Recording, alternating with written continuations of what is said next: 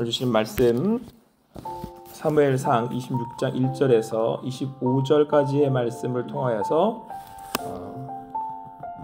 다윗이 하나님을 향한 마음이라는 제목으로 주님 주신 은혜를 함께 나누도록 하겠습니다.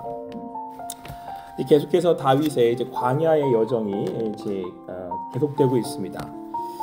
그런데 광야에 나와서 또 이 다윗이 어려운 고난과 이제 힘든 시간들을 보내고 있지만 상황은 그렇게 더 좋아지거나 풀려지는 것 같이 보이지 않습니다. 왜냐하면 오늘 그 말씀을 살펴보면 10사람들이 기브아에 와서 사울에게 말하기를 다윗이 광야 앞 하길라 숨에 숨지 아니하였나이까 고하고 있습니다. 10사람들이 다윗이 있는 광야에 있는 곳을 이제 고에 맞춰서 그들이 이제 사울이 다시 다윗을 쫓아오게 되었기 때문에 그렇습니다. 사실은 이 10사람들은 다윗에게 도움을 받았던 사람들입니다. 그러니까 다윗의 입장에서는 자기가 도와줬던 사람이 또 사울에게 자기를 이제 고발하고 있으니까 그 마음이 오직 또 낙심됐겠습니까? 그리고 사울은 또 계속해서 자기를 죽이려고 듭니다. 언제 끝나나 억울하기도 하고 또 사울이 계속 그렇게 자기를 많은 군사를 동원해서 죽이려고 하니까 또 더군다나 그 상황들이 계속해서 너무 이제 더욱 힘들게 느껴졌을 것입니다. 때론 우리는 이 땅에 살아가는 동안에 하나님이 우리를 이제 광야로 내모시면서 믿음으로 살아가라고 말씀을 하십니다. 계속해서 우리에게 주님의 사람으로 살아가라고 말씀하십니다. 그런데 그 상황이 녹록치 않고 풀려지지 않을 때 우리는 낙심하게 되고 또 계속해서 어떻게 우리가 믿음으로 살아갈 수 있나 이제 반문을 하게 됩니다. 이러한 과정 가운데 다윗은 또 광야의 시간들을 통과해 나갑니다. 사랑하는 성도 여러분, 우리가 주님의 사람으로 살아갈 때에 상황이 녹록치 않고 또 때로는 순종하는 것이 쉽지 않을 때가 있습니다. 그럴 때에 오늘 주시는 말씀으로 다시 한번 주님께 주시는 힘을 얻고 나아가는 여러분과 제가 되기를 간절히 소망합니다. 그 주님께서 우리를 인도하시고 붙드실 것을 믿습니다. 자, 이제 다윗이 사울이 이제 계속해서 자기를 이제 치러 오고 또 계속 위협한다는 사실을 이제 알게 되고 이제 그러면서 다윗이 이제 자기와 함께했던 이제 부하들에게 이야기하기를 오늘 내가 그 다윗의 이제 그 적진으로 나아가야겠다 이렇게 이야기를 합니다. 근데 사실은 이제 목숨을 걸고 나아가겠다는 거죠. 지금의 상황을 이렇게 이겨낼 그런 방도가 없으니까 궁여지책인 건지 아니면 마지막 어떻게 해서라도 이 상황들을 이제 이겨내야겠다라고 생각을 한 건지 이제 그 사울에게로 이제 적진 한가운데로 아비새와 함께 이제 나아가게 됩니다. 자, 그런데 이때 놀라운 일이 벌어지게 됩니다. 갔더니 사울과 사울의 이 부하들이 다 잠이 들어 있는 겁니다. 아무것도 없이 무방비 상태로 말이죠. 그러니까 사울도 자고 있고 또 사울을 지켜야 할 적장들도 또 이 군사들도 다 잠이 들어 있는 거예요. 그래서 다윗과 이제 아비새가 사울에 있는 곳까지 이제 이르게 됐습니다. 그런데 이제 아비새의 생각이 어땠겠습니까? 이게 이제 하나님이 주신 더 없는 기회다. 가서 이제 아비새의 말처럼 이제 그 창을 들어서 이제 그 사울을 죽이기만 하면 된다라고 생각하지 않았겠습니까? 그런데 다윗의 생각은 조금 달랐습니다. 그런데 여러분, 오늘 다윗의 말은 그렇게 사울을 죽이지 말라는 겁니다. 이유는 이제 하나님이 기름 부으심 받은 자를 이제 우리가 이렇게 치면 되겠느냐, 그 죄를 우리가 어떻게 책임지겠느냐, 그러면서 그를 치실 건 하나님이시니까 두라는 거예요. 근데 여러분, 제가 아비새 입장이라면 이게 이해가 됩니까? 뭐하러 거기까지 갔어요? 목숨을 걸고 사울을 죽이려고 간 거고, 여기서 사울 또 죽이려고 갔는데 지금 다 잠들어 있고 사울도 잠들어 있어요. 그러면 이 상황을 보자면 이게 지금 사울을 죽여도 충분히 될 만한 그런 상황이 된 거잖아요. 그러면 하나님이 사울을 우리 전에 붙이셨나 보다. 이제 아비새도 그렇게 생각했겠죠. 보통 사람들이 이렇게 생각할 겁니다.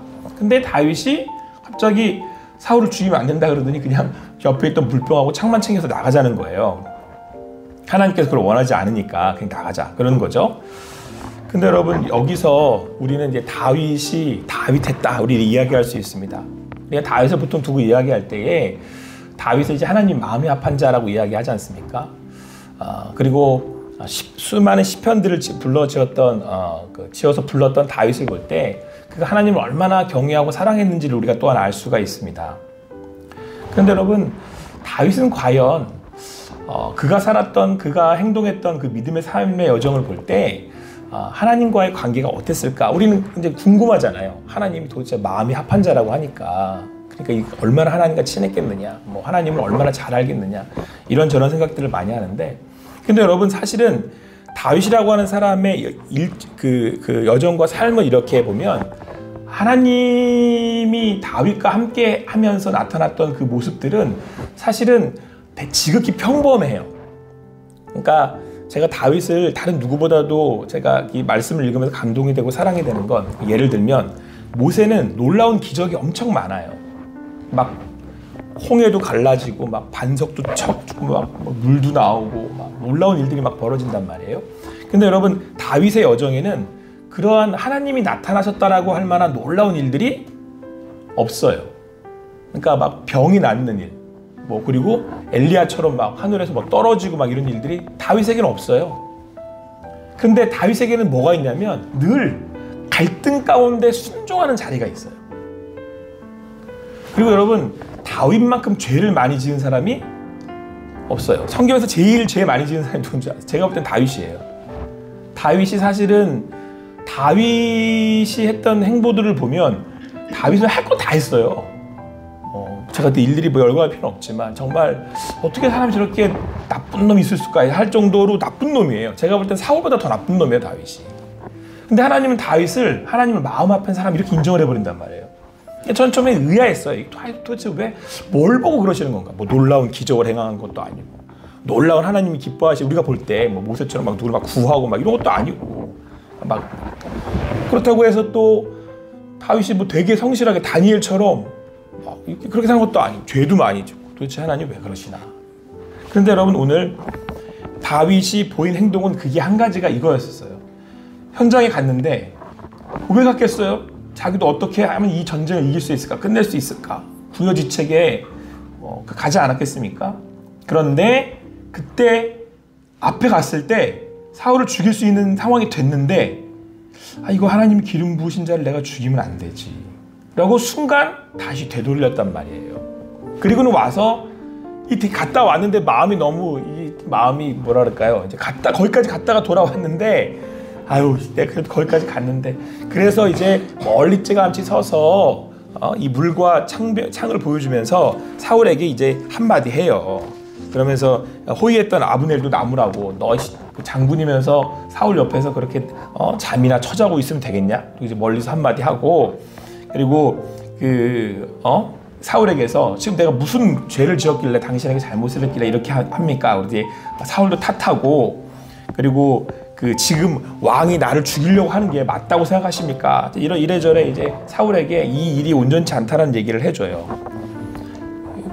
자기가 지금 할 수 있는, 다윗이 할 수 있는 건 사울에게 이런 얘기를 할 수밖에 없는 상황인 거잖아요. 죽일 수 있는데 죽이지 않고 돌아왔으니까.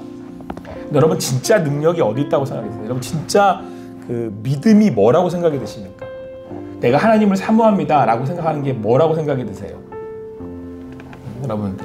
여러분, 믿음이 뭔지 아세요?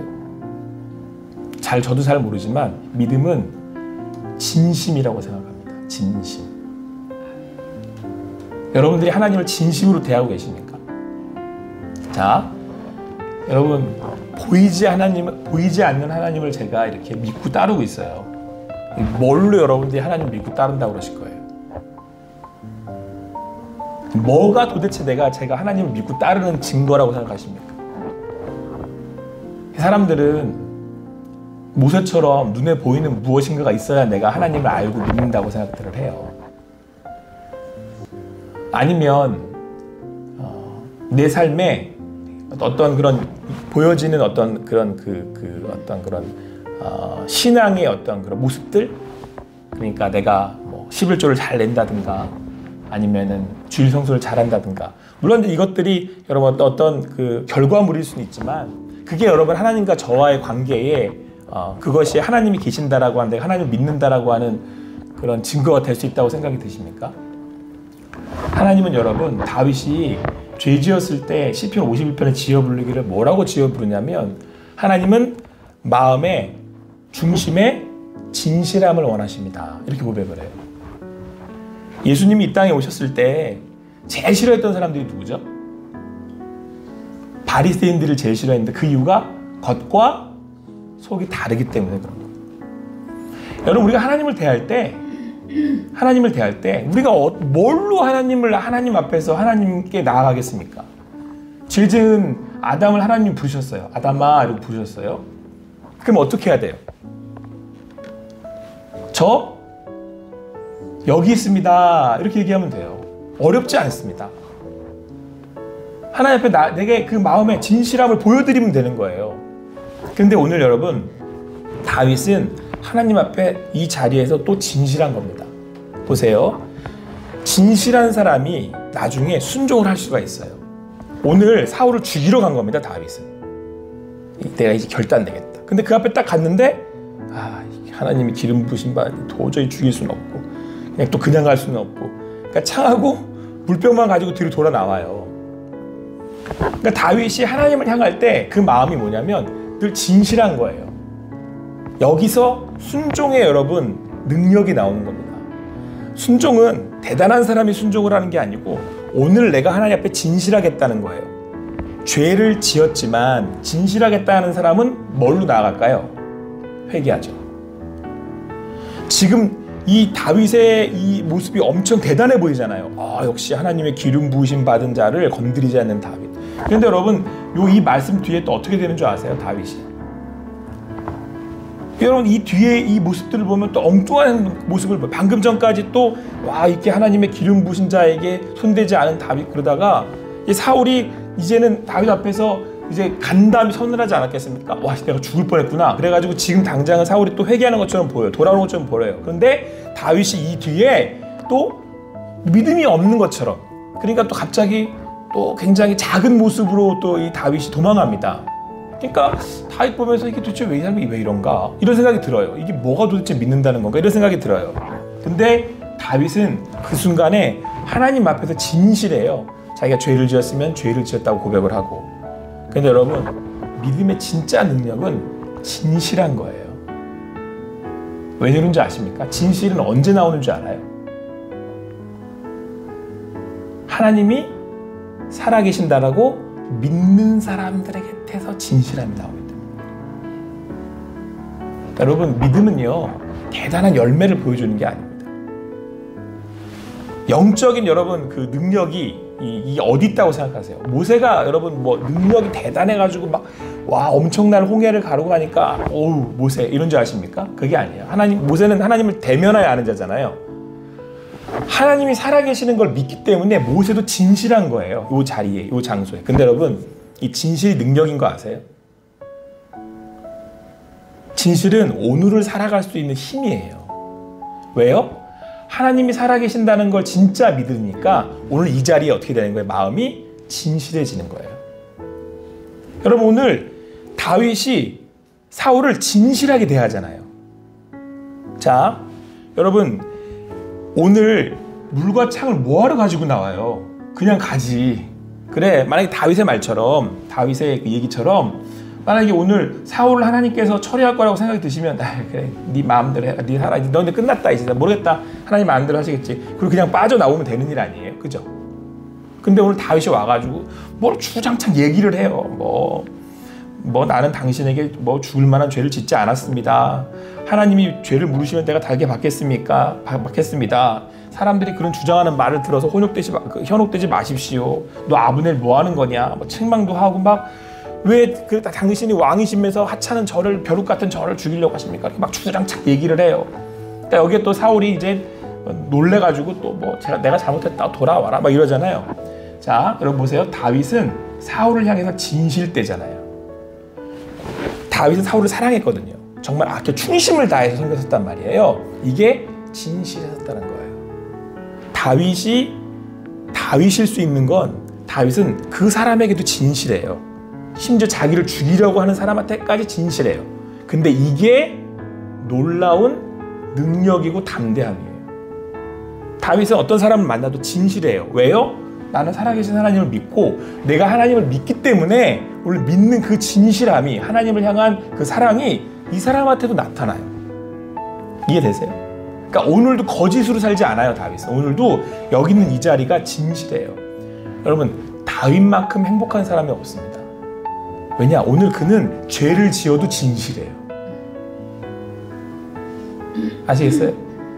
제가 이제 반백년이라니까 좀 길게 느껴지더라고요. 제가 괜찮은 것 같아요. 반백년이라. 왜 어른들은 맨날 반백년 그랬더니 제가 이제 와서 깨닫게 되는 게 있습니다.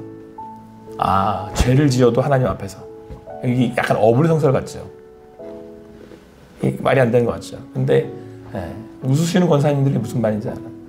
죄를 지어도 하나님 앞에서, 내가 오늘 하루를 살아도 주님 앞에서, 내가 그 주님이 여기 계신 줄 알고 믿음으로 살면 제 삶이 진실해요. 진실하잖아요? 그럼 마음에서 담대함도 나오고, 마음에서 주님 주시는 기쁨도 나오고, 오늘 내가 오늘 살아갈 수 있는 믿음도 나와요. 사랑하는 성도 여러분, 오늘 주님께서 우리와 함께 하십니다. 할렐루야. 오늘 이 자리에서 그 주님 주시는 믿음으로 진실하게 살아가는 여러분과 제가 되기를 간절히 소망합니다. 그렇게 여러분과 제 삶이 진실해지잖아요. 그럼 여러분, 오늘 하루가 삶이 꽉 찹니다. 만나는 사람으로 꽉 차고, 오늘 함께하는 시간들로 꽉 차고, 제가 이것 깨닫고 삶에서 허무함이 사라졌습니다. 이놈의 삶은 왜 그렇게 때론 힘들고 고달프고 허무하고, 그리고 또 인생을 보면 그 전도자 솔로몬의 고백처럼 헛되고 다 헛된 것 같고, 뭐 인생 뭐하러 살아.